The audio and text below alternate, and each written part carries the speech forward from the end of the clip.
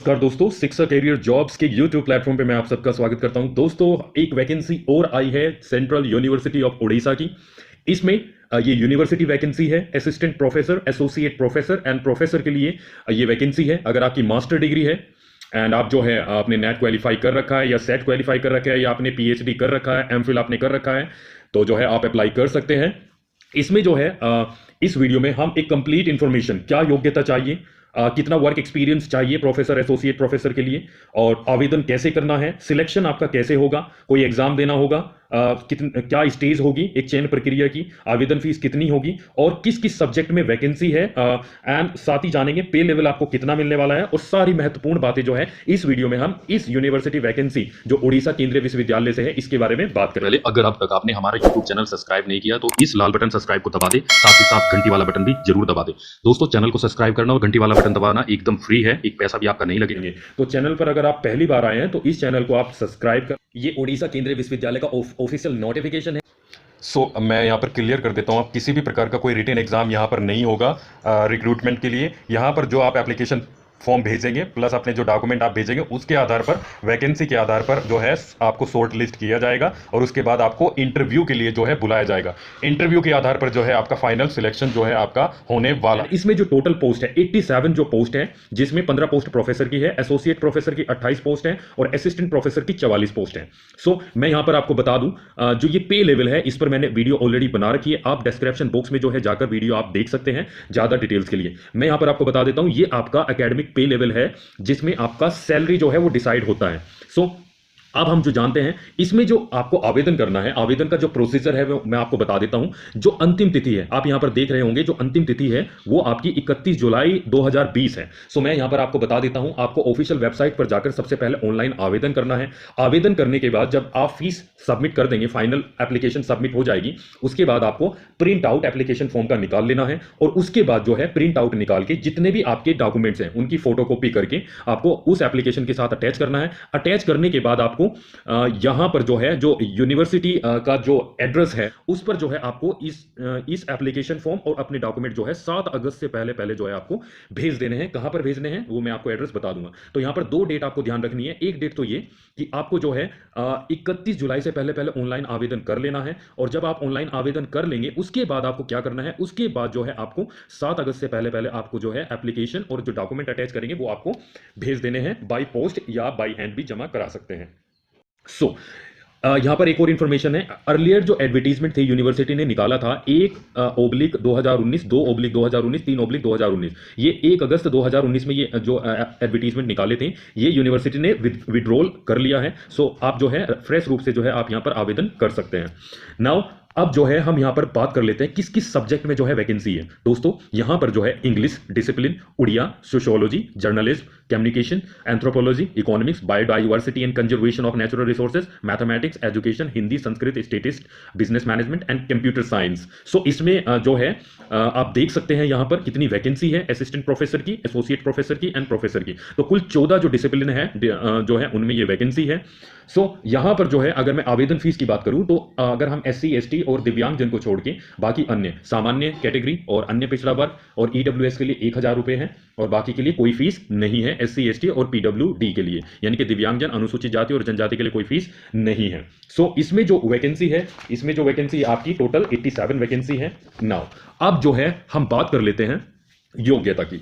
योग्यता की अगर हम बात करें तो इसमें जो है सबसे पहले जो है हम असिस्टेंट प्रोफेसर से स्टार्ट करते हैं। असिस्टेंट प्रोफेसर के लिए जो है जो वैकेंसी है वो मैंने आपको दिखा दिया एंड इसमें जो है ओके। अब जो है हम योग्यता देख लेते हैं। अगर आप प्रोफेसर बनना चाहते हैं डायरेक्ट तो इसके लिए क्या जो है योग्यता आपकी होनी चाहिए। दोस्तों, सबसे बड़ी चीज है प्रोफेसर बनने के लिए, अगर आप डायरेक्ट प्रोफेसर बनना चाहते हैं तो इसके लिए PhD आपके पास होना चाहिए। जो है आपने PhD आपकी होनी चाहिए, PhD degree. And PhD degree के साथ साथ आपकी जो है 10 रिसर्च पब्लिकेशन जो है वो मतलब UGC जो जर्नल है उसमें लिस्टेड होने चाहिए। एंड आपका जो टोटल स्कोर है रिसर्च स्कोर जो 120 जो है वो होना चाहिए। ये तो है आपका PhD डिग्री, रिसर्च पब्लिकेशन और जो आपका रिसर्च स्कोर है उसके बारे में।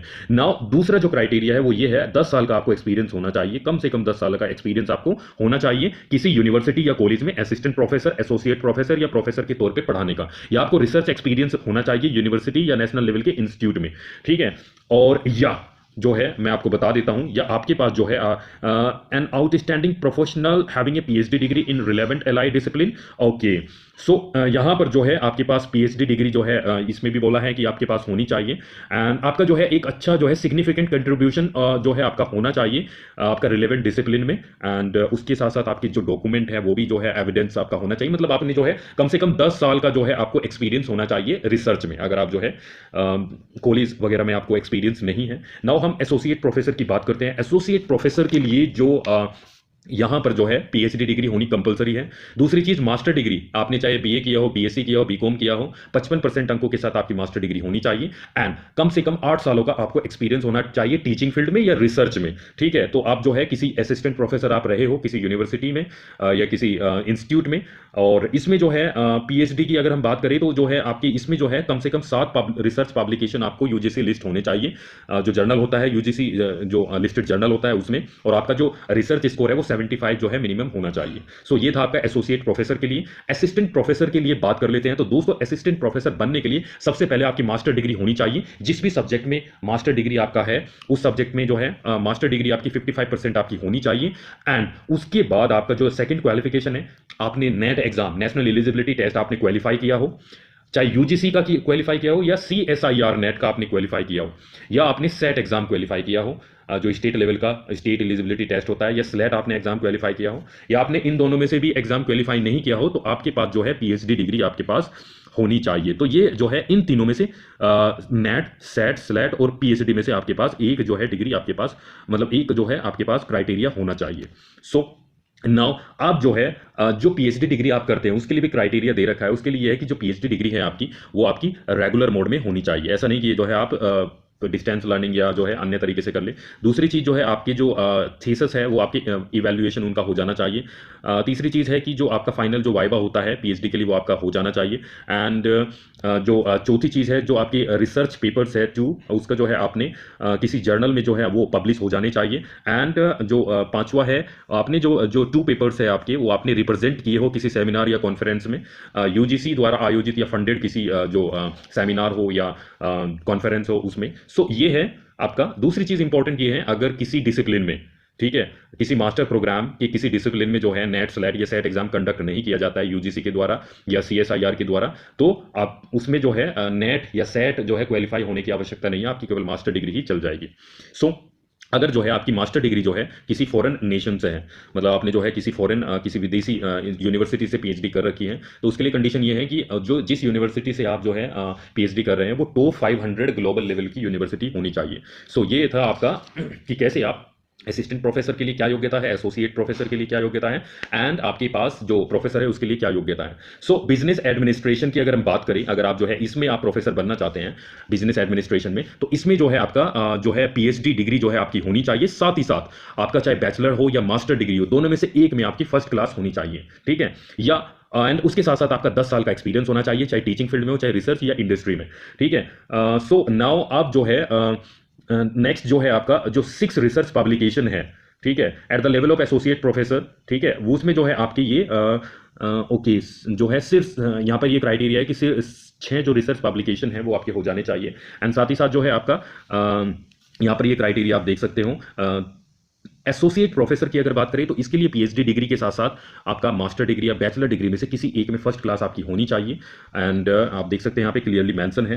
एंड दूसरी चीज जो है आपका 6 रिसर्च पब्लिकेशन की यहाँ पे कंडीशन है, और 8 सालों का आपको एक्सपीरियंस होना चाहिए। असिस्टेंट प्रोफेसर की अगर हम बात करें, असिस्टेंट प्रोफेसर में जो है आपका फर्स्ट क्लास और इक्विवेलेंट जो है मास्टर डिग्री बिजनेस एडमिनिस्ट्रेशन में आपका होना चाहिए, एंड 2 साल का जो है आपको प्रोफेशनल एक्सपीरियंस होना चाहिए मास्टर डिग्री करने के बाद। सो ये इस जो है आपका इसेंशियल क्वालिफिकेशन है अगर आप जो है बिजनेस एडमिनिस्ट्रेशन में जो है आप असिस्टेंट प्रोफेसर या एसोसिएट प्रोफेसर बनना चाहते हैं। तो यहाँ पे आपको नोट कर लेना चाहिए कि यहाँ पर आपको नेट सेट की जो है योग्यता नहीं मांगी हुई है असिस्टेंट प्रोफेसर के लिए।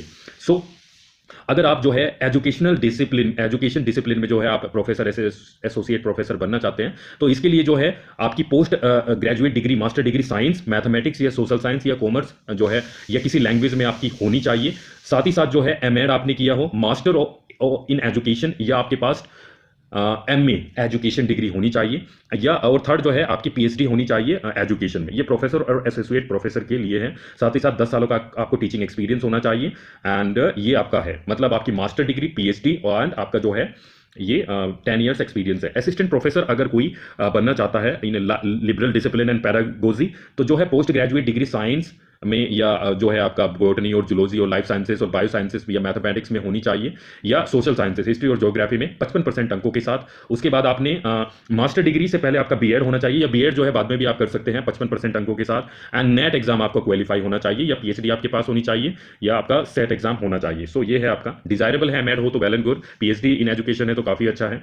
सो assistant professor in educational studies, इसके लिए जो है पोस्ट ग्रेजुएट डिग्री एमएड जो है मांग रखी है 55% अंकों के साथ, और साथ ही नेट आपका जो है एग्जाम क्वालिफाई होना चाहिए, या सेट आपका, या फिर PhD आपकी होनी चाहिए। सो ये है आपका ये है आपका कंप्यूटर साइंस में। कंप्यूटर साइंस में अगर आप प्रोफेसर बनना चाहते हैं तो इसके लिए जो है आपका PhD डिग्री होनी चाहिए। साथ ही साथ आपका ग्रेजुएशन या पोस्ट ग्रेजुएशन में एक में से आपका फर्स्ट क्लास जो है वो 60% अंक, यानी कि आपकी फर्स्ट डिवीजन होनी चाहिए। 10 सालों का एक्सपीरियंस होना चाहिए टीचिंग, रिसर्च या इंडस्ट्री में, और 6 रिसर्च पब्लिकेशन का यहाँ पे है। एंड एसोसिएट प्रोफेसर के लिए PhD डिग्री, और वही फर्स्ट क्लास बैचलर डिग्री या मास्टर डिग्री में से किसी एक में से, 6 रिसर्च पब्लिकेशन एंड 8 साल का यहाँ पे एक्सपीरियंस। असिस्टेंट प्रोफेसर अगर आप बनना चाहते हैं किसमें, कंप्यूटर साइंस में, तो जो है आपने या तो बीटेक के बाद आपने मास्टर डिग्री यानी कि ME या MTech आपने किया हो, और आपका जो है या तो बीटेक में या ME MTech में आपका फर्स्ट क्लास आपका होना चाहिए। सो ये कंडीशन है।